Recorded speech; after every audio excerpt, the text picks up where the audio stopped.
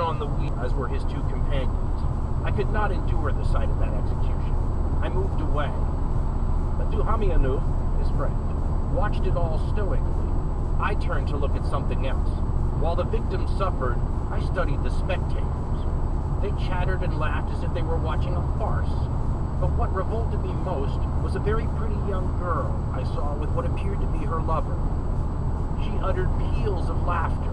She jested about the miserable man's expressions and screams. I could not believe it! Exclamation point. I looked at her 5 or 6 times. Finally, without thinking of the consequences, I said to her, "Mademoiselle, you must have the heart of a monster, and to judge by what I see of you today, I believe you're capable of any crime. If I had the misfortune to be your lover, I would shun you forever." As she was no fishwife, he writes, she stood mute! Exclamation point again. I expected some unpleasant retort from her lover. He said not a word. Then, a few steps away, I saw another young girl, drenched in tears. She came to me, leaned upon my arm, hiding her face, and she said, "This is an honorable man. Feels pity for those in anguish." Exclamation point again.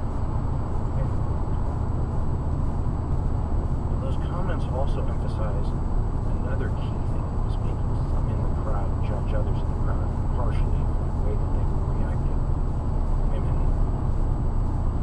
Women were staples at these executions. Pretty much every source suggests from the get-go. Some sources suggest that women and boys traditionally made up the majority of the crowd.